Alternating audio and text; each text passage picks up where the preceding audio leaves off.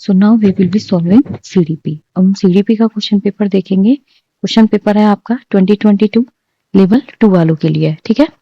तो यहाँ पे सबसे पहला क्वेश्चन है, विद्यालय आधारित आकलन की मुख्य विशेषताएं हैं।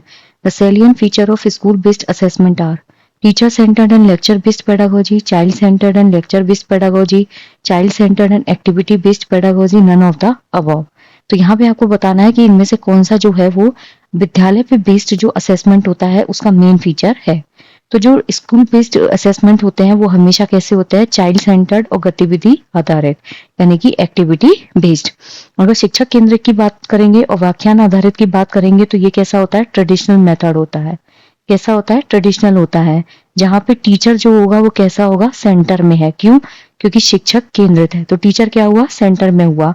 और टीचर का क्या होगा, मेन रोल रहेगा। वो क्या करेगा, व्याख्या के आधार पर पढ़ा के चला जाएगा। आपने जैसे कथावाचक देखे हैं, पोडियम पे खड़े रह के वो कथा वाचते रहते हैं और सब लोग जो हैं वो सुनते रहते हैं। तो यहाँ पे टीचर तो एक्टिव होगा और स्टूडेंट कैसा हो जाएगा, पैसिव। तो चाइल्ड साइकोलॉजी में जहां भी बच्चा पैसिव है वो कभी भी मेथड जो है उसको कंसीडर नहीं किया जाता। दूसरा होता है बाल केंद्रित और व्याख्यान आधारित। तो बाल केंद्रित तो सही है कि ये चाइल्ड सेंटर्ड होता है, ठीक है, लेकिन व्याख्यान आधारित होने के कारण ये क्या है, गलत है। नेक्स्ट होता है बाल केंद्रित और गतिविधि आधारित। ये जो ऑप्शन है आपका, यहाँ पे क्या है, बच्चों को सेंटर में रखा है। और जब चाइल्ड सेंटर में होगा तो वो कैसा होगा, एक्टिव होगा। और टीचर कैसा हो जाएगा यहाँ पर, पैसिव। बच्चा क्या करेगा, खुद एक्टिविटी करके सीखेगा। जो गत्यात्मक क्रियाएं होती है या साइकोमोटर एक्टिविटीज होती हैं उनके थ्रू करके पूछेगा। दूसरा, बच्चा क्या करता है, क्वेरी करेगा। उसको अगर कुछ नहीं समझ में आ रहा है तो वो पूछेगा। तो इस कंडीशन में क्या होता है, हम स्कूल बेस्ड जो असेसमेंट्स होते हैं उनको चाइल्ड सेंटर्ड लेते हैं और एक्टिविटी बेस्ड टीचिंग जो होती है वो यहाँ पे यूज की जाती है। So option number C is correct. Next है, मानव विकास के संदर्भ में निम्नलिखित में से कौन सा कथन सही है। Which of the following statement is correct with reference to human development. Human development mean increase in weight and size of a human. मानव विकास का जो तात्पर्य है वो मनुष्य के आकार और भार में वृद्धि है। ये तो वैसे ही गलत हो गया। क्यों? क्योंकि ये मात्रात्मक होता है। कैसा होता है, मात्रात्मक। और ये हमेशा कैसा आ जाएगा, फिजिकल, ठीक है। जबकि यहाँ ढंग से पढ़िएगा, यहाँ पूछा क्या है, ह्यूमन डेवलपमेंट यानी कि विकास। विकास कैसा होता है, हमेशा मात्रात्मक भी होता है और गुणात्मक भी होता है, ठीक है। ये डेफिनेशन किसने दी थी, वुडवर्थ ने, कि ये मात्रात्मक भी होता है और गुणात्मक भी होता है। मानव विकास मात्रात्मक के साथ साथ गुणात्मक भी होता है, बिल्कुल सही बात है। ह्यूमन डेवलपमेंट जो होता है ना, वो एक वाइड एप्लीकेशन होती है जिसको हम व्यापक अवधारणा बोलते हैं। ये क्या होता है, वाइड एप्लीकेशन होती है, जिसमें केवल आप फिजिकल ग्रोथ नहीं देखते हो। इसमें क्या होता है, आपका कॉग्निटिव डेवलपमेंट, आपका इमोशनल डेवलपमेंट, आपका सोशल डेवलपमेंट, आपकी मोरल वैल्यूज, सबको इसमें इंक्लूड किया जाता है। पहली चीज में क्या है, सिर्फ मात्रात्मक परिवर्तन हो रहा है। क्यों? क्योंकि आकार वगैरह है, भार, ये सब क्या है, मात्रात्मक है, जिनको आप मेजर कर सकते हो। और जबकि इसमें क्या होते हैं, गुणात्मक परिवर्तन भी होते हैं कि किस तरीके से आप एडजस्टमेंट कर रहे हो, कैसी आपकी क्रिएटिविटी है, कैसे आप रीजनिंग करते हो। तो यहाँ पे क्या होगा, मात्रात्मक के साथ गुणात्मक। मानव विकास केवल मात्रात्मक नहीं, केवल शारीरिक अंग, इसमें फिजिकल डेवलपमेंट भी आता है, इमोशनल डेवलपमेंट भी आता है, कॉग्निटिव डेवलपमेंट भी आता है, सोशल डेवलपमेंट भी आता है, मोरल डेवलपमेंट भी आता है, रीजनिंग भी आती है, आपका एडजस्टमेंट भी आता है, सब चीज। और जो डेवलपमेंट होता है ना, वो हमेशा कैसा होता है, स्पाइरल होता है, वर्तुलाकार जिसे बोलते हैं वो होता है। यह आपके जन्म से लेकर आपकी मृत्यु जो है वहां तक कंटिन्यूअस होता है। तो यहाँ क्या होगा, option number B is correct. Next है, मानसिक विकास के अंतर्गत निम्नलिखित में से कौन सी मानसिक क्रियाएं जो है वो सम्मिलित होती हैं। Which of the following mental processes are included under mental development. यहाँ पे आपसे पूछा है कि जो मेंटल डेवलपमेंट है उसमें कौन कौन सी आपकी जो क्रियाएं हैं वो सम्मिलित हैं। स्मृति है, चिंतन है और अभिप्रेरणा है। ध्यान रखिएगा, यहाँ पूछा है मेंटल प्रोसेस और मेंटल डेवलपमेंट, यानी कि आपके दिमाग से रिलेटेड है, मेमोरी, थिंकिंग और मोटिवेशन। तो यहाँ इसका जो करेक्ट आंसर होगा that is option number A, यानी कि मेमोरी और थिंकिंग जो है सिर्फ वो ही इससे रिलेटेड होते हैं। जब भी मेंटल डेवलपमेंट की बात करेगा ना, तो इसमें क्या आती है, थिंकिंग आती है, रीजनिंग आती है, इमेजिनेशन आता है, जो आप कल्पना करते हो, तर्क करते हो, सोचते हो, क्रिएटिविटी आती है, जो आपकी रचनात्मकता होती है, आपके इमोशंस आते हैं, आपकी मेमोरी आती है, आपका जनरलाइजेशन आता है। जैसे कई बार होता है ना, हम किसी एक पर्टिकुलर चीज के बारे में सोचते सोचते उसको सब पे अप्लाई कर देते हैं, वो होता है आपका जनरलाइजेशन, ठीक है। और जो मेंटल डेवलपमेंट होता है ना, ये हमेशा फिजिकल डेवलपमेंट के बाद की इंपॉर्टेंट स्टेप होती है। क्लियर? तो यहाँ पे क्या होता है आपका तर्क और चिंतन, ये दोनों क्या है इंपॉर्टेंट फैक्टर होते हैं। अगर फिजिकल डेवलपमेंट की बात करेंगे तो बाहरी डेवलपमेंट होता है, लेकिन अगर मेंटल डेवलपमेंट की बात करेंगे तो इसमें क्या क्या आता है आपका तर्क आता है, रीजनिंग आती है, इमोशन आते हैं, क्रिएटिविटी आती है और आपका जनरलाइजेशन आता है, मेमोरी आती है, ये सब आते हैं आपके मेंटल प्रोसेस में। तो यहाँ क्या है option number A is correct. Next है निम्नलिखित में से मानव विकास के सिद्धांत से संबंधित कौन सा कथन जो है वो इसमें सत्य है। तो यहाँ पे आपसे पूछा है कि जो मानव विकास है उसमें आपको बताना है, ठीक है, which of the following fact is true in reference to the principle of human development, principle of continuous development, principle of different rate of development, principle of interaction of heredity and environment and all of the above। तो यहाँ पे इसका जो correct answer है that is option number D, क्योंकि विकास कैसा होता है हमेशा निरंतर होता है, विकास कहीं रुकता नहीं है, विकास कंटिन्यूअस होगा। ठीक है, आपके जन्म से लेकर विकास कैसा होता है मृत्यु तक कंटिन्यूअस चलता है। विकास की विभिन्न गति का सिद्धांत ये हम पढ़ते हैं, विकास जो होता है उसकी गति हर इंसान में अलग अलग होती है।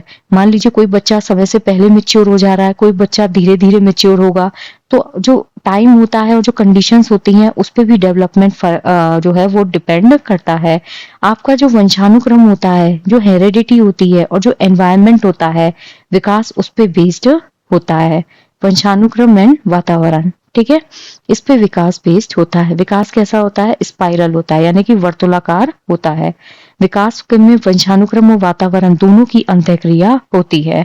आपकी हेरिडिटी और आपका एनवायरनमेंट आपके डेवलपमेंट को क्या करता है डिसाइड करता है। क्लियर है? तो यहाँ क्या होगा आपका option number D is correct. Next is सीखने की प्रक्रिया के बाधक कारक है। जो सीखने की प्रक्रिया है उसमें कौन कौन से फैक्टर्स आपके जो हर्डल्स है वो क्रिएट कर सकते हैं। तनाव, थकान, रुचि। तो यहाँ इसका जो करेक्ट आंसर है that is option number A. जो स्ट्रेस होता है और जो फैटिग होता है वो क्या करता है एक हिंड्रेंस क्रिएट करता है। ऑब्वियस सी बात है, अगर आप किसी भी चीज को लेके स्ट्रेस्ड हैं तो आप उस टाइम लर्निंग नहीं कर सकते। मान लीजिए आपका किसी से झगड़ा हुआ है या किसी घर में कोई ऐसी कंडीशन हुई है, आप जरूरत से ज्यादा स्ट्रेस्ड है तो आपको कुछ नहीं समझ में आएगा। थकान है, मान लीजिए आप सुबह से बहुत ज्यादा काम कर रहे हैं, आप फिजिकली क्या होता है एग्जॉस्ट हो जाते हैं, और फिजिकली एग्जॉस्ट होने के साथ साथ हम मेंटली भी एग्जॉस्ट हो जाते हैं। तो वो क्या करती है हमारी एनर्जी को कंप्लीटली खत्म कर देती है। और जब ये दोनों फैक्टर्स होंगे ना तो हम क्या करते हैं जो अटेंशन होता है यानी कि जो एकाग्रता होती है वो हम क्रिएट नहीं कर पाते। जब भी आप किसी चीज को याद करने की कोशिश करोगे ना तो बहुत शॉर्ट ड्यूरेशन के लिए वो आपके दिमाग में घुसेगा। क्लियर है? तो यहाँ क्या होता है आपका option number A is correct. Clear? Next है गणित के प्रश्न को हल करना या किसी के बारे में कल्पना करना किस प्रक्रिया का उदाहरण है। सॉल्विंग ए मैथमेटिकल प्रॉब्लम और imagining about something is an example of which process. Biological, social, cognitive and emotional. Obvious सी बात है, यहाँ पे क्या करना है आप वर्ड्स को पकड़िएगा। जो मैथमेटिकल प्रॉब्लम होती है आप उसको सॉल्व कर रहे हैं। ठीक है, तो मैथमेटिकल प्रॉब्लम जब आप सॉल्व करेंगे तो वो किस में जाएगा संज्ञानात्मक डेवलपमेंट में। तो यहाँ क्या होगा option number C is correct. Clear? Biological जो होता है ना जैविक, वो आपकी जैविक क्रियाओं से संबंधित होता है, जैसे हमारा डाइजेशन हो गया, हमारा रेस्पिरेशन हो गया, तो वो सब होता है आपका बायोलॉजिकल प्रोसेस। सोशल की बात करें तो सोशल क्या होता है जब हम समाज के लोगों के बीच में अपने रिलेशंस को बनाते हैं। क्लियर? जैसे यूरी ब्रॉन फ्रेनर है तो उन्होंने क्या है एक सोशल थ्योरी तो दी है। एक होता है इमोशन, आपके इमोशंस, जैसे आप बहुत दुखी हो, आप बहुत ज्यादा मतलब बोलते हैं ना कुछ जरूरत से ज्यादा भी जब हम खुश होते हैं, ये सब आपके क्या होता है इमोशंस होते हैं। लेकिन जो कॉग्निटिव होता है ना वो क्या होता है जिसमें हम दिमाग यूज करते हैं, जिसमें हम संज्ञानात्मक क्रियाएं करते हैं। संज्ञानात्मक क्रियाएं कौन सी होती है जहां पर आप कुछ काम सोच समझ कर करते हो। कैसे करते हो? सोच समझ कर करते हो। जहां आप क्या करते हो तर्क करते हो। और मैथ में हमेशा क्या होता है रीजनिंग होती है, जहां हम समस्या समाधान करते हैं। ये सब क्या होते हैं आपके कॉग्निटिव डेवलपमेंट से रिलेटेड होते हैं। ठीक है, और इसमें आपका इमेजिनेशन भी शामिल होता है। वापस देख लीजिएगा, इसमें सोचना समझना आता है, तर्क करना आता है, याद करना आता है, कल्पना यानी कि जो इमेजिनेशन होती है वो सब इसमें इंक्लूड होती है कि कैसे आप चीजों को एनालाइज करते हो। नेक्स्ट है in which stage of development individuals more beyond concrete experiences and think in abstract and more logical way। विकास की ऐसी कौन सी अवस्था है जिसमें व्यक्ति मूर्त अनुभवों से परे चला जाता है? जैसे ही व्यक्ति मूर्त अनुभवों से परे जाएगा, यानी कि जो कॉन्क्रीट एक्सपीरियंसेस हैं उनसे जैसे ही वो ऊपर गया और अमूर्त पे आया, तो ये कौन सी स्टेज हो जाती है? आपकी औपचारिक संक्रियात्मक स्टेज। ठीक है, ये चारों स्टेज जो है वो किसने दी थी? जीन पियाजे ने। इन्होंने क्या किया था? इन्होंने कॉग्निटिव डेवलपमेंट थ्योरी दी थी, यानी कि संज्ञानात्मक विकास सिद्धांत इन्होंने दिया था। जीन पियाजे ने कहा था कि जो बच्चा होता है ना, वो नन्हा वैज्ञानिक होता है। इन्होंने क्या कहा था? जो बच्चा होता है वो कैसा होता है? नन्हा वैज्ञानिक होता है। दूसरी चीज, जीन पियाजे ने कहा था कि जो विचार होते हैं वो क्या करते हैं? भाषा को फैसिलिटेट करते हैं। और जबकि इसका उल्टा किसने दिया था? वाइगोत्स्की ने कहा था। वाइगोत्स्की ने क्या कहा था? जो भाषा होती है वो विचार को फैसिलिटेट करती है, जबकि जीन पियाजे ने कहा था जो विचार होते हैं वो भाषा को फैसिलिटेट करते हैं। दूसरा, इन्होंने 4 स्टेज दी थी। Sensory motor stage 0 to 2, pre operational 2 to 7, concrete operational 7 to 11, informal operational 11 to 15। जो सेंसरी मोटर स्टेज होती है ना, इसमें 1.5 से 2 साल का जो बच्चा होता है उसमें क्या होता है? वस्तु स्थायित्व, यानी कि ऑब्जेक्ट परमानेंस का गुण आता है। जो प्री ऑपरेशनल स्टेज होती है इसमें बच्चे में ईगोसेंट्रिसिज्म होता है, बच्चे में नार्सिज्म होता है। बच्चा क्या करता है? जो सीरिएशन होता है, यानी कि सीरीज बाई ऑब्जेक्ट्स को जमाना उसको नहीं आता है। और इसमें क्या होता है? बच्चा सामाजिक जो होता है ना, वो चीज भी इसके अंदर डेवलप नहीं हो पाती। जबकि कॉन्क्रीट ऑपरेशन स्टेज में क्या होता है? बच्चा मूर्त रूप से चीजों को हल करना सीख जाता है। और फॉर्मल ऑपरेशन में क्या होता है? बच्चा निगमनात्मक तर्क करता है, यानी कि डिडक्टिव थिंकिंग करता है। ये जीन पियाजे की क्या है? सबसे अंतिम स्टेज होती है, जो 11 साल से शुरू होकर के आपके 15 साल तक जाती है। इसमें बच्चा कॉन्क्रीट जो एक्सपीरियंसेस हैं उनके बियॉन्ड चला जाता है। और इसमें इसी स्टेज में ही बच्चे के अंदर जो क्रिएटिविटी होती है और निगमनात्मक थिंकिंग, यानी कि डिडक्टिव रीजनिंग जो है वो स्टार्ट हो जाती है। जैसे मान लीजिए टीचर ने कुछ भी आपको बोला तो हम दिमाग में ही कैलकुलेशंस जो है उनको सॉल्व करने लग जाते हैं। नेक्स्ट है, बच्चों की शिक्षण में पियाजे के सिद्धांत से संबंधित कौन से विचार प्रयुक्त किए जा सकते हैं? Which of the following ideas in पियाजे theory can be applied in teaching students? Use of constructivist approach, सृजनवादी उपागम का प्रयोग, consider the child's knowledge and level of thinking, बच्चे के ज्ञान और चिंतन के स्तर को ध्यान में रखना, यूज ऑफ कंटिन्यूअस असेसमेंट, सतत आकलन, turn the classroom into a sitting of exploration and discovery, कक्षा कक्षी व्यवस्था को अन्वेषण और खोज के रूप में बदलना। तो यहाँ इसका जो करेक्ट आंसर है that is option number B. Jean पियाजे ने क्या कहा था? कि बच्चा जो होता है वो नन्हा वैज्ञानिक है, और वैज्ञानिक क्या करते हैं? क्रिएटिव होते हैं। तो जो कंस्ट्रक्टिविस्ट अप्रोच होती है वो बिल्कुल सही है। इन्होंने कहा था कि जो बच्चा होता है ना, चाइल्ड, वो हमेशा कैसा होता है? एक्टिव होता है। और जब बच्चा एक्टिव होगा तो वो अपने ज्ञान का निर्माण क्या करेगा? खुद से करेगा।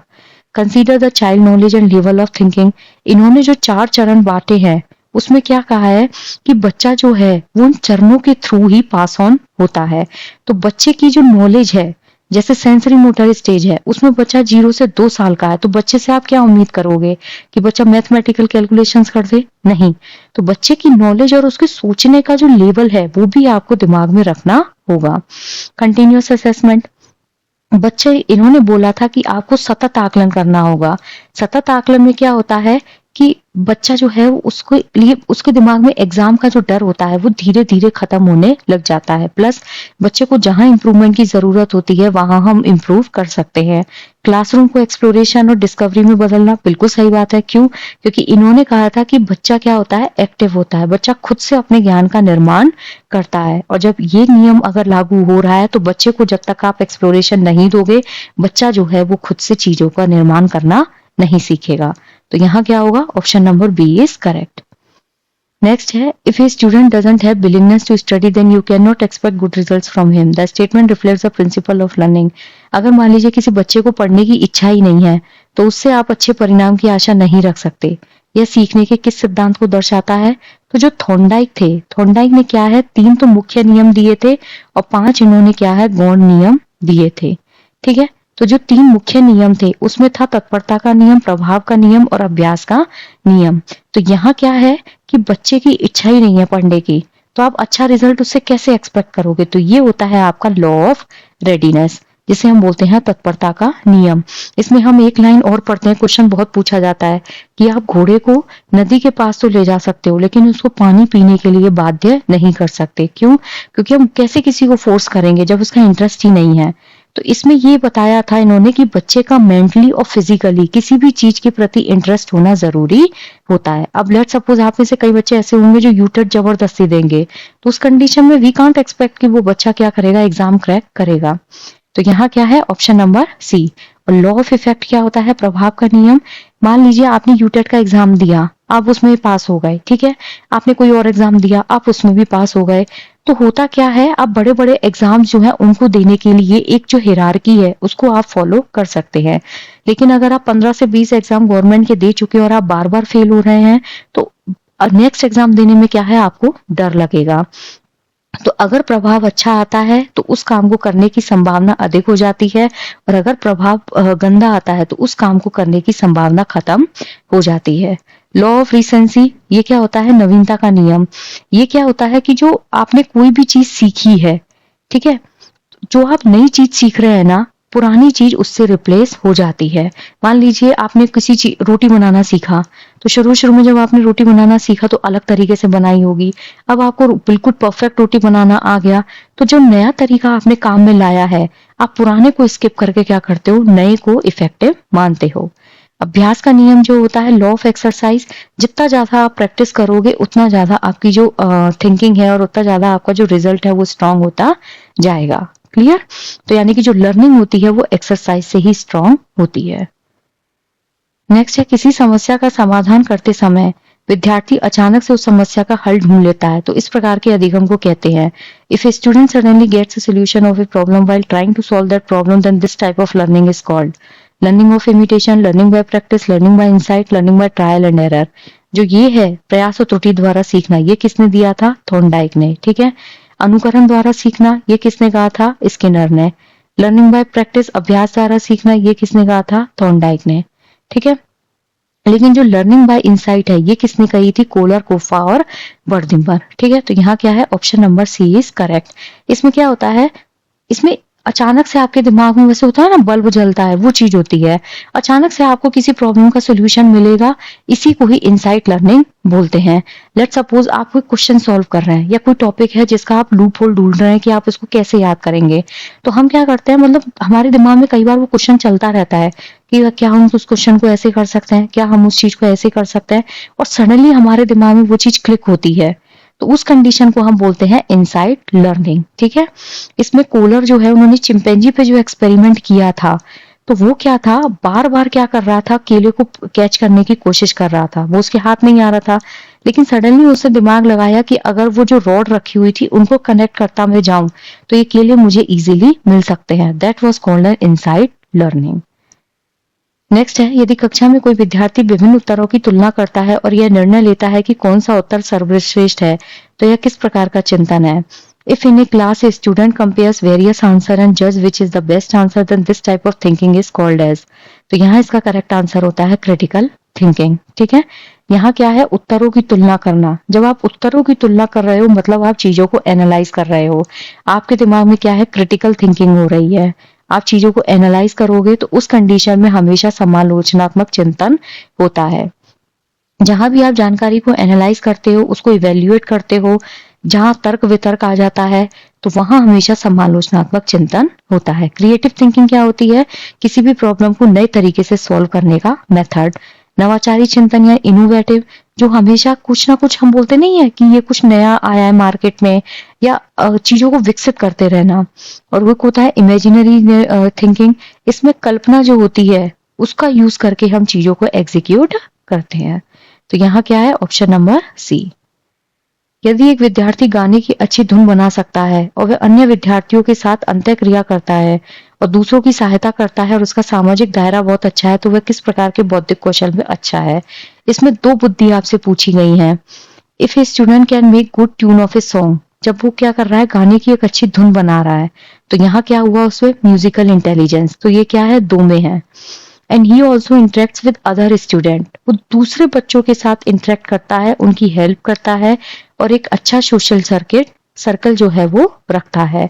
तो यहाँ इंट्रापर्सनल आएगा कि इंटरपर्सनल आएगा, तो यहाँ इसका जो करेक्ट आंसर है that is musical and interpersonal, ठीक है।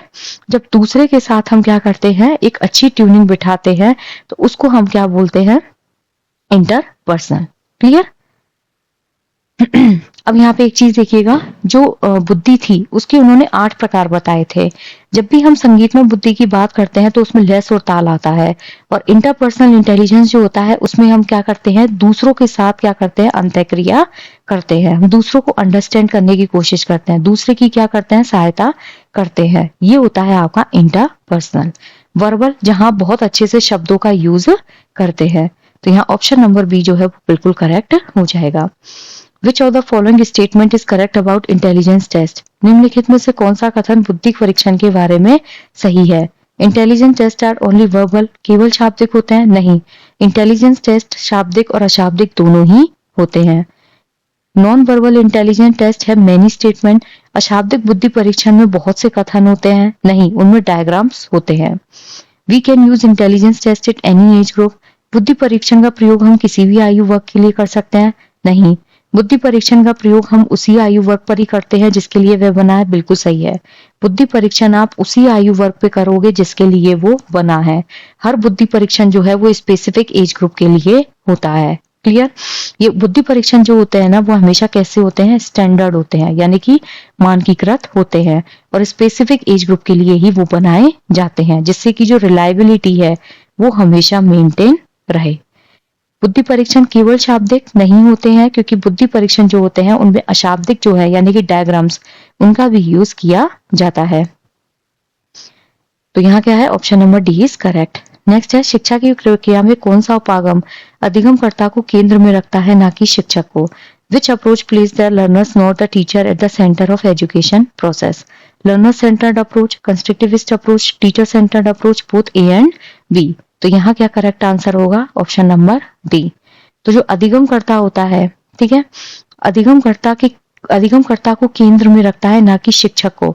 लर्नर सेंटर्ड अप्रोच ऑब्वियस बात है, कंस्ट्रक्टिविस्ट अप्रोच जहां पे बच्चा अपने ज्ञान का निर्माण खुद से करेगा।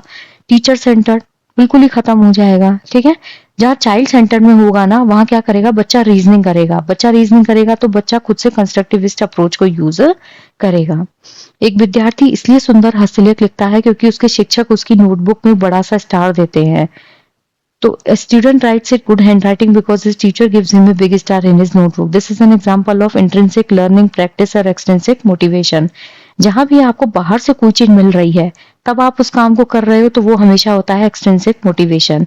और जहां पे आप अपनी ग्रोथ के लिए काम करते हो, आपको नहीं फर्क पड़ता है कि इसके बदले सामने वाला आपको क्या देगा क्या नहीं देगा, वो होता है आपका इंट्रिंसिक मोटिवेशन। वो सुंदर हैंडराइटिंग क्यों लिख रहा है, क्योंकि उसको स्टार मिलता है, तो यहाँ क्या हो जाएगा आपका एक्सट्रिंसिक मोटिवेशन। और आंतरिक प्रेरणा जो होती है वो किसी भी रिवॉर्ड या पनिशमेंट पे डिपेंडेंट नहीं होती है। नेक्स्ट है, if any school the interval rings at 12 p.m. daily. If one day the bell doesn't ring at 12 p.m. but still student gets up and go out for lunch break, this is an example of। मान लीजिए daily भोजन अवकाश की जो घंटी है वो 12 बजे बजती है, किसी दिन वो 12 बजे घंटी नहीं बजी, फिर भी बच्चे जो है वो रेस्ट के लिए बाहर उठकर चले गए। तो ये क्लासिकल कंडीशनिंग है, ऑपरेंट कंडीशनिंग है, इनसाइट थ्योरी है और कॉग्निटिव थ्योरी है। तो यहाँ क्या हो जाएगा आपका क्लासिकल कंडीशनिंग, जहां पे क्या था, CS जो है वो CR में कन्वर्ट हो जाता है, यानी कि कंडीशनल स्टिमुलस जो घंटी थी, जैसे घंटी बजती थी कुत्ता क्या करता था, लार निकालता था। तो उसमें क्या है, एक अनुबंधन जो है, कंडीशनिंग जो है वो स्थापित हो गई थी। यहाँ भी क्या है, घंटी कितने बजे बजती है डेली, 12 बजे, लेकिन एक दिन 12 बजे घंटी जो है वो नहीं बची, लेकिन बच्चों ने क्या किया, एक अनुबंधन स्थापित कर दिया कि 12 बजे जो है वो घंटी बजती है और हम लंच करते हैं। घंटी नहीं भी बजी तो उनको कोई भी फर्क नहीं पड़ा, वो अपना लंच करने के लिए जो है उठकर बाहर चले गए। क्लियर? तो जो क्लासिकल कंडीशनिंग होती है ना, उसमें जैसे एक तो था अपना UCS जिसे हम बोलते हैं अनकंडीशनल स्टिमुलस, जो भोजन था, तो उसमें क्या है, लार आना एक स्वाभाविक क्रिया है, लेकिन घंटी के बाद भी लार आने लगी, क्यों? क्योंकि जो CS था वो UCS के साथ बाइंड करके क्या बनाता है, UCR। घंटी और भोजन के मध्य एक अनुबंधन स्थापित हुआ था कि जब घंटी बजती है तो खाना आता है और कुत्ते की लार वहां से गिरती है। ठीक है, तो ये एक अनुबंधन स्थापित करना। कॉग्निटिव थ्योरी जो है उसमें 3 साइंटिस्ट आते हैं, जिसमें संज्ञानात्मक विकास हम पढ़ते हैं जीन पियाजे, लेव वाइगोत्स्की और जेरोम ब्रूनर। इनसाइट थ्योरी जो है वो अभी थोड़ी देर पहले हमने देखी थी कि अचानक से जब आप किसी क्वेश्चन को सॉल्व करते हो इसमें कोदा, कोफा, वर्दिमर आते हैं। ऑपरेंट कंडीशन की अगर हम बात करें तो इसमें कौन आता है आपका बीएफ स्किनर। जो बीएफ स्किनर है उन्होंने आरएस थ्योरी दी थी। उन्होंने कहा था कि पहले बच्चा जो है वो रिस्पॉन्ड करता है, बाद में उसको स्टिमुलस की जरूरत पड़ती है। तो यहाँ क्या होगा, option number A is correct. सीखने का कौन सा सिद्धांत पुनर्बलन पर विशेष बल देता है? विच theory of learning specifically emphasises on reinforcement. तो ये चीज याद रखिएगा, सबसे ज्यादा काम किया था ऑपरेंट कंडीशनिंग ने। जो क्रिया प्रसूत अनुबंधन है, तो ये थ्योरी किसकी थी? बीएफ स्किनर की। इन्होंने ही सबसे ज्यादा किस पे काम किया था? पुनर्बलन पे काम किया था। इन्होंने कहा था कि पुनर्बलन के साथ साथ दंड देना भी जरूरी होता है। अब इन्होंने दो टाइप के पुनर्बलन बताए थे, एक तो था सकारात्मक पुनर्बलन और एक था नकारात्मक पुनर्बलन। लेकिन याद रखिएगा, अगर आपसे एग्जाम में क्वेश्चन आए तो पुनर्बलन हमेशा क्या करता है? किसी भी चीज को आगे इंक्रीज ही करेगा। ठीक है, अगर नकारात्मक पुनर्बलन भी आ रहा है तो वो क्या करता है? इंक्रीज ही करता है आपकी हैबिट को, ना कि वो कोई गलत चीज जो है उसको करता है। जैसे सकारात्मक पुनर्बलन होता है, आप क्लास में फर्स्ट आए, आपके पेरेंट्स ने आपको कोई रिवॉर्ड दिया। नकारात्मक पुनर्बलन होता है, कोई चीज आपको इरिटेट कर रही है तो उसको आप वहां से हटा दो। जैसे मान लीजिए आप अपने घर पे पढ़ते हैं, कोई बार बार गेट से अंदर बार हो रहा है, तो गेट की जो कब्जे है यानी कि गेट के जो हिंज है, जॉइंट्स है, उनमें चर की आवाज आ रही है, तो हम क्या करते हैं? ऑयलिंग कर देते हैं। तो उस ऑयलिंग की वजह से गेट में आवाज आना बंद हो जाएगी, जिससे आप इरिटेट नहीं होंगे। तो वो होता है किसी भी डिस्टर्बिंग ऑब्जेक्ट्स को सामने से हटा देना। तो यहाँ option number A will be correct. Inclusive education means, जो समावेशी शिक्षा है उसका मतलब क्या होता है? विशिष्ट बच्चों के लिए शिक्षा नहीं। Including only visually impaired children in general school नहीं। All children learn together in the same school, बिल्कुल सही बात है। इंक्लूडिंग दिव्यांगजन इन इंटीग्रेटेड स्कूल नहीं। जो समावेशी शिक्षा होती है, इसमें सारे बच्चे जो होते हैं उनको एक साथ जो है एक ही प्लेटफॉर्म पर एक जैसी एजुकेशन दी जाती है। ठीक है, समावेशित का मतलब क्या है? सभी को समावेश करना। एक ही विद्यालय में सारे बच्चे एक साथ सीखते हैं, चाहे उनकी क्षमताएं कुछ भी हो, चाहे उनका बैकग्राउंड कुछ भी हो, चाहे वो किसी भी बैकग्राउंड से आते हो, चाहे वो हैंडीकैप्ड है, चाहे वो नॉन हैंडीकैप्ड है, उससे फर्क नहीं पड़ता है। क्लियर? तो समावेशी जो शिक्षा होती है उसमें ऐसा कहीं नहीं लिखा हुआ है कि हम विजुअली इम्पेयर। यहाँ इसका जो करेक्ट आंसर होगा that is option number C. ठीक है, समावेशी शिक्षा का मतलब क्या होता है कि आप एक नॉर्मल स्कूल की तरह सारे बच्चों को ट्रीट करेंगे। ठीक है, ऐसा नहीं है कि कोई बच्चा विजुअली इम्पेयर्ड है तो आप उसको अलग क्लास में बैठाएंगे। नेक्स्ट है अधिगम क्या है? What is learning? नवीन ज्ञान का अर्जन, नवीन कौशल का अर्जन, नवीन मूल्यों का अर्जन। तो ऑब्वियस सी बात है, इसमें करेक्ट आंसर क्या होगा? All of the above. ठीक है, यानी कि नवीन जो ज्ञान है उसका अर्जन। अधिगम जो होता है ना, वो कैसा होता है? एक व्यापक क्रिया होती है, एक व्यापक प्रक्रिया होती है, बहुत लार्ज स्केल पे होता है। जब भी अधिगम होता है ना, हम पूरी जिंदगी कुछ ना कुछ सीखते हैं। क्लियर? तो उसमें हम कुछ ना कुछ रिनोवेटिव तरीके से सीखते हैं, हर साल कुछ ना कुछ, कोई कहीं ना कहीं रिनोवेशन होता रहता है, कुछ ना कुछ न्यू स्किल्स हम सीखते रहते हैं, कुछ ना कुछ न्यू वैल्यूज को हम अर्जित करते रहते हैं। और अधिगम की एक डेफिनेशन है जो हमने पढ़ी भी है, गेट्स एंड गेट्स की, कि व्यवहार में अनुभव और अभ्यास के माध्यम से होने वाला जो स्थायी परिवर्तन होता है उसे ही हम अधिगम बोलते हैं। क्लियर? तो यहाँ पे option number B will be correct. ये क्वेश्चन ऐसा नहीं है कि हम इस पर टाइम वेस्ट करें। नेक्स्ट है कॉलम ए जो है उसको कॉलम बी से मैच कीजिए। विद्यालय का वातावरण और उदाहरण, शारीरिक, मनोवैज्ञानिक, सामाजिक और सांस्कृतिक। तो यहाँ पे अगर पूछे शारीरिक, तो शारीरिक जो होता है उसमें क्या आएगा? दोस्तों के साथ खेलना। दोस्तों के साथ खेलना मतलब फिजिकल एक्टिविटीज जो है वो इसमें इन्वॉल्व होती हैं। नेक्स्ट अगर हम बात करें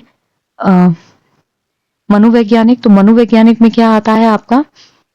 कक्ष की संख्या। ठीक है, जो साइकोलॉजिकल होता है उसमें क्या आता है आपका? कक्ष की संख्या। नेक्स्ट अगर हम बात करें सामाजिक, सामाजिक में आता है आपका प्यार और देखभाल। और अगर सांस्कृतिक की बात करें तो इसमें आता है आपका रीति रिवाज और परंपरा। क्लियर? तो यहाँ इसका जो करेक्ट आंसर है वो क्या हो जाएगा? Option number C. Option number C will be correct. वापस देख लीजिए, फिजिकल मतलब फिजिकल एनवायरनमेंट जो है स्कूल का, उसमें क्या आएगा कि आप बच्चों के साथ कैसे खेलते हो, यानी कि प्लेइंग विद फ्रेंड्स। क्यों? फिजिकल एक्टिविटी होगी जो खेलोगे। सोशल एनवायरनमेंट, इसको अभी छोड़ देते हैं। ठीक है, सोशल एनवायरनमेंट में क्या आता है? जहाँ पे आपको समाज में प्यार मिले, समाज में केयर मिले, तो वो होता है आपका सोशल एनवायरनमेंट। क्लियर? तो यहाँ क्या हो जाएगा आपका? थर्ड में हो जाएगा आपका लव एंड केयर। नेक्स्ट है कल्चरल। कल्चर में क्या आता है आपके कस्टम और ट्रेडिशन आते हैं, तो फोर्थ का क्या हो जाएगा आपका फोर्थ। तो यहाँ पे ऑप्शन नंबर सी जो है वो बिल्कुल करेक्ट होगा। नेक्स्ट है थर्मामीटर के उपयोग का प्रदर्शन करते हुए क्वथनांक और हिमांक को दर्शाना किस चीज का उदाहरण है। While doing the demonstration of thermometer showing boiling point and freezing point is an example of simplified curriculum, supplementary curriculum, alternative curriculum and activity based curriculum।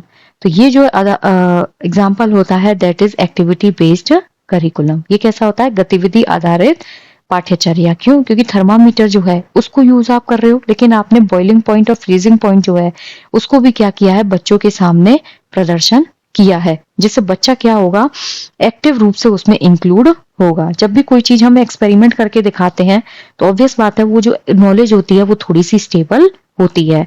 तो इसमें बच्चा प्रत्यक्ष जो नॉलेज लेगा, डायरेक्ट जो नॉलेज लेगा, उससे उसकी लर्निंग जो है वो और ज्यादा एनहेंस होगी। क्लियर। नेक्स्ट है VIBGYOR is an example of mnemonic perception thinking and reasoning. जो विबग्योर होता है ना, ये क्या है, एक शॉर्ट फॉर्म होती है। विबग्योर साइंस वालों को पता है कि ये क्या होती है, एक शॉर्ट फॉर्म होती है। और साइकोलॉजी में जो शॉर्ट फॉर्म्स होती हैं उसको हम क्या बोलते हैं, न्यूमोनिक। न्यूमोनिक क्या होता है, किसी भी चीज का एक शॉर्ट फॉर्म जिसके जरिए आप उस चीज को क्या कर सकते हो, याद रख सकते हो।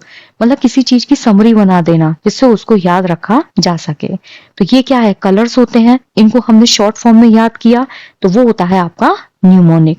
ठीक है, so option number A is correct. Reasoning आप जानते ही हो, तर्क देना, थिंकिंग सोचना, परसेप्शन किसी भी चीज को सामने होते हुए देखना। ठीक है, किसी भी चीज को समझना या फील करना, वो होता है आपका perception.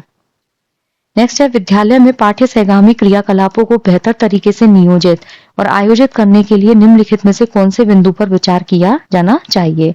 Which of the following points should be considered for better planning? Better planning के लिए and organizing co-curricular activities in the schools. Activities should not be age specific. Activities should be planned according to physical, cognitive and affective development of the child. Activities should focus on physical development only. Only individual oriented activities should be planned. तो यहाँ इसका जो correct answer होगा that is option number B.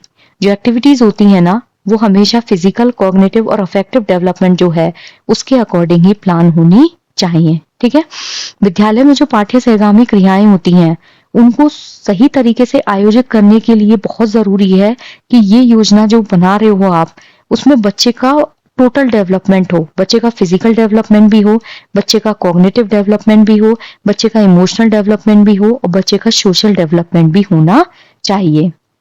आयु विशेष नहीं होनी चाहिए। आयु विशेष इसलिए नहीं होनी चाहिए क्योंकि जो एक्टिविटीज होती है ना वो हमेशा बच्चे के डेवलपमेंट के अकॉर्डिंग आपको रखनी है। ठीक है, जिससे वो उतनी ज्यादा इफेक्टिव हो। नेक्स्ट है, तो यहाँ क्या होगा आपका option number B is correct. केवल फिजिकल डेवलपमेंट पे ही अगर वो फोकस करेंगे तो बाकी का डेवलपमेंट कहाँ जाएगा, जहाँ कॉग्निटिव डेवलपमेंट आता है, सोशल डेवलपमेंट आता है, इमोशनल डेवलपमेंट आता है। Only individual oriented activities should be plan. केवल जो इंडिविजुअल एक्टिविटीज है, मान लीजिए कोई बच्चा क्रिकेट में है, कोई बच्चा खो खो में है, तो ऐसा नहीं है ना कि सिर्फ इंडिविजुअल एक्टिविटीज ही आप रखोगे। तो यहाँ पे ऑप्शन नंबर बी जो है वो बिल्कुल करेक्ट होगा। नेक्स्ट है आपका कॉलम ए जो है उसको कॉलम बी से हमको मैच करना है। चलन बाधित दिव्यांगता, सीखने संबंधी दिव्यांगता, अल्पदृष्टि दिव्यांगता। यहाँ पे क्या है, आपको एक जो डिसेबिलिटी है उसके क्या है टाइप दिए गए हैं। अब आपको ये बताना है कि कॉलम बी जो है कि कौन सी फिजिकल डिसेबिलिटी किससे मैच कर रही है। ठीक है, तो हम बहुत ध्यान से पढ़ेंगे फिर हम इसको सॉल्व करेंगे। पहला है लोकोमोटर डिसेबिलिटी। लोकोमोटर डिसेबिलिटी मतलब चलने फिरने वाली विकलांगता। ठीक है, तो यहाँ क्या होगा आपका, यहाँ होगा आपका किसी भी पाठ्यचर्या, no need of curricular adaptation. ठीक है, क्यों, क्योंकि इसमें चलने फिरने वाली वो क्या है, अक्षमता है। यानी कि पूरा एक बार देखते हैं। लर्निंग डिसेबिलिटी, लर्निंग डिसेबिलिटी का मतलब होता है जिसमें टीचिंग जो स्ट्रेटेजीज हैं उसको हमें चेंज करने की जरूरत है। ठीक है, लो विजन डिसेबिलिटी, बच्चे को कम दिख रहा है तो आप उसमें चेंज करने के लिए क्या करेंगे, लार्ज प्रिंट की उसको बुक्स देंगे। क्लियर, तो यहाँ पे आप ढंग से देखते हैं। इसका जो करेक्ट आंसर होगा ना that is option number A. ठीक है, option number A will be correct. नीचे से देखते हैं अल्प दृष्टि दिव्यांगता। मान लीजिए किसी बच्चे को सही से दिखाई नहीं दे रहा है।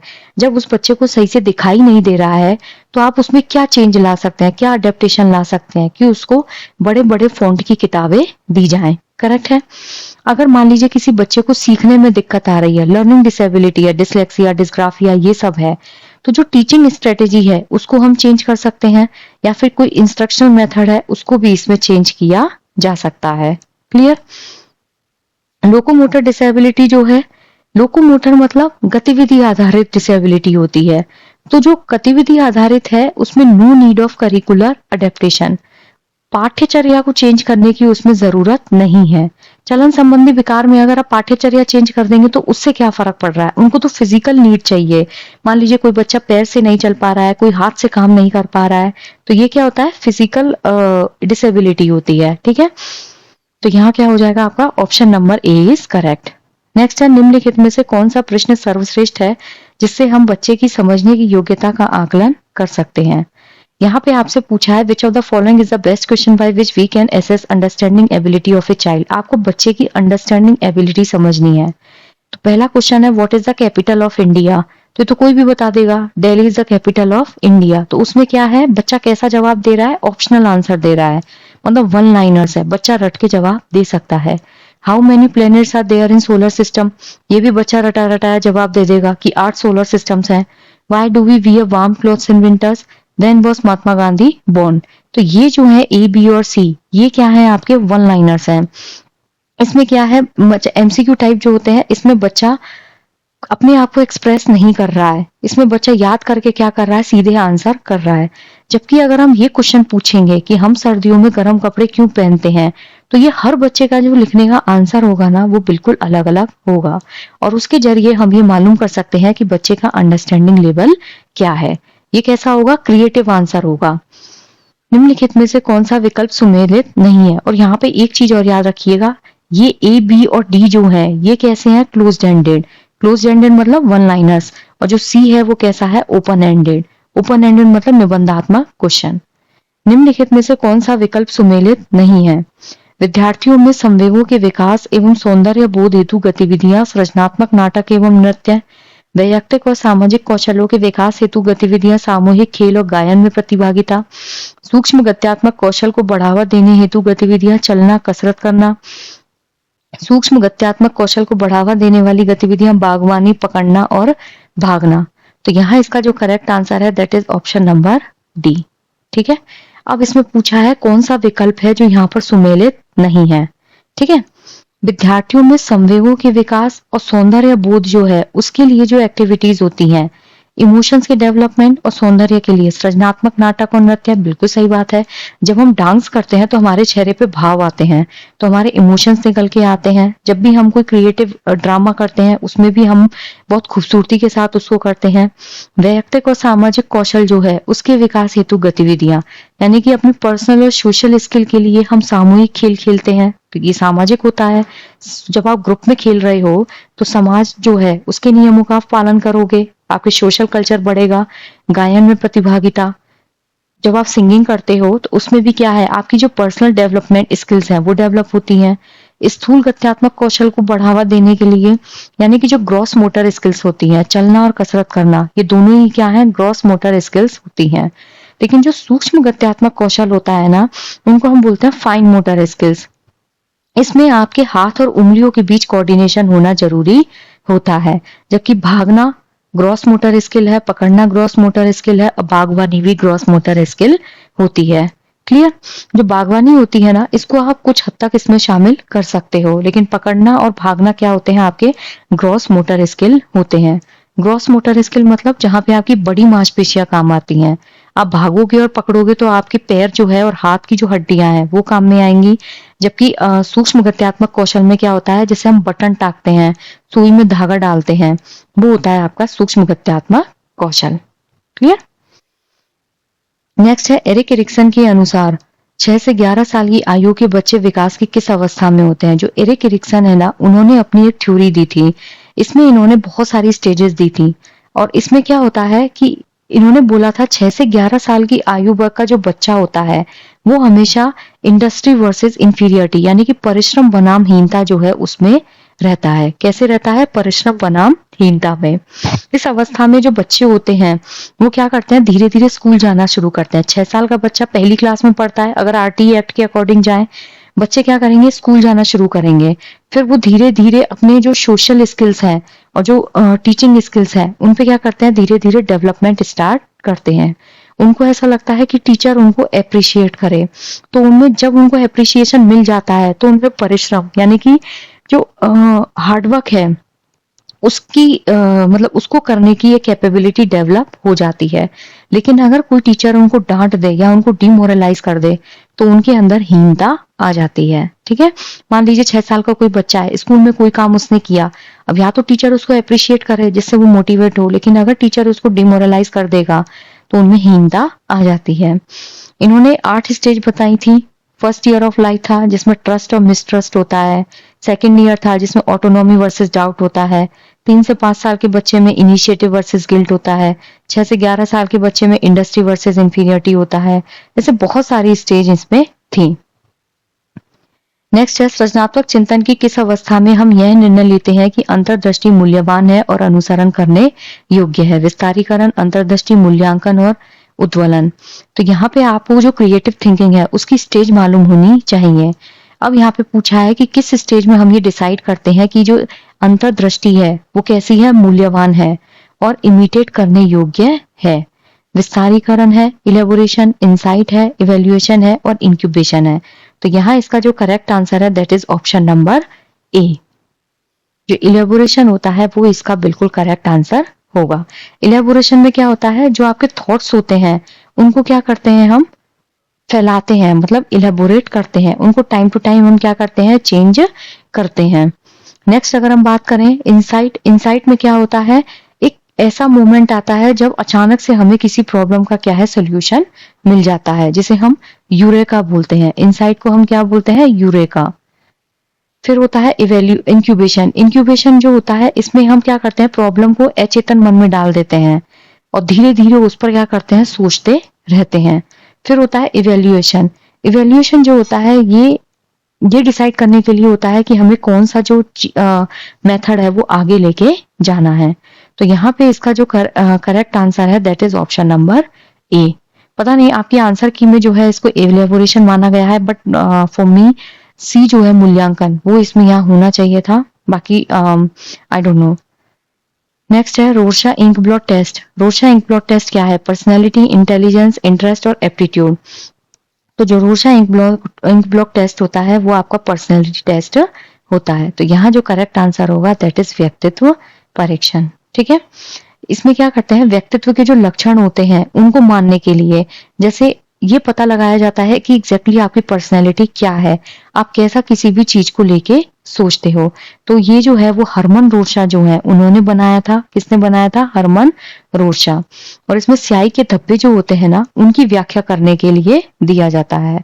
ये बौद्धिक और गैर बौद्धिक दोनों प्रकार के जो इंटेलिजेंस है उनको क्या करता है, मेजर करता है। इसमें 10 कार्ड होते हैं, 5 जो होते हैं वो आपके ब्लैक एंड व्हाइट होते हैं, 3 रंगीन होते हैं, 2 काले होते हैं या फिर ग्रे कलर के होते हैं। ठीक है, इसमें क्या करेगा, कोई भी आपको एक कार्ड देगा, फिर आपसे पूछा जाएगा कि इस कार्ड पे क्या है, एक ब्लर इमेज होती है, उसके अकॉर्डिंग आप बताएंगे कि इसमें ये है, ये है, ये है, उतना पर्टिकुलर आपको टाइम दिया जाएगा। देन दे विल डिसाइड कि आपकी पर्सनैलिटी क्या है। कक्ष में स्वस्थ वातावरण के सृजन हेतु एक शिक्षक को ये कौशल और गुण विकसित करने चाहिए। संवेदनशीलता और देखभाल, विश्वसनीयता, स्वयं और अन्य के प्रति सकारात्मक दृष्टिकोण। तो यहाँ इसका जो करेक्ट आंसर है that is option number A. ठीक है, एक टीचर के अंदर कौन सी क्वालिटीज और स्किल होनी चाहिए जिससे वो हेल्दी एनवायरनमेंट क्लास में बना सके। संवेदनशील होनी चाहिए, बच्चों की देखभाल करने वाला होना चाहिए, क्योंकि जब तक संवेदनशील नहीं होगा बच्चे के इमोशंस को नहीं समझ पाएगा। ट्रस्टवर्दी होना चाहिए, विश्वसनीय मतलब जो क्लास में अगर मान लीजिए वो कोई कमिटमेंट करते हैं तो एक बिना निष्पक्ष हुए वो उस कमिटमेंट को पूरा कर सके और बच्चों का जो ट्रस्ट है उसको क्या कर सके, जीत पाए। पॉजिटिव एटीट्यूड, और टुवर्ड्स सेल्फ एंड अदर्स, जब तक वो खुद ही अपने आप में पॉजिटिव नहीं होंगे तब तक दूसरे बच्चों को वो कैसे मोटिवेट कर पाएंगे। तो जब भी पॉजिटिव एटीट्यूड वाला टीचर मिलेगा तो ना वो खुद को ही मोटिवेट करेगा बल्कि दूसरों को भी मोटिवेट करता है और एक पॉजिटिविटी के साथ क्लास में जो है वो आता है। तो यहाँ जो आपके क्वेश्चंस है यूटेट के 2022 के, ये यहाँ पे फिनिश हुए। अगर आपको किसी भी क्वेश्चन में कोई डाउट लगता है ना तो आप कमेंट्स में नीचे मुझे बता सकते हैं, क्योंकि यहाँ मेरे पास कोई ऑफिशियल आंसर की नहीं है, ठीक है। तो आई जस्ट होप कि आपको ये अच्छे से समझ में आया होगा। क्लियर? तो यहाँ पे ये एग्जाम आप जो पेपर है वो आप अपने फिनिश होता है। बाकी किसी भी क्वेश्चन में डाउट हो तो बोलिएगा, लेकिन 20 नंबर जो 28 क्वेश्चन है इसमें आई रिपीट मेरे अकॉर्डिंग इवेल्युएशन होना चाहिए, लेकिन आपके आंसर की जो है उसमें इसको विस्तारीकरण माना गया है जिसे हम बोलते हैं इलेबोरेशन, ठीक है। बाकी और देख लीजिएगा एक बार इसका आंसर क्या है। तो यहाँ पे आपका ये क्वेश्चन पेपर फिनिश होता है। Thank you so much.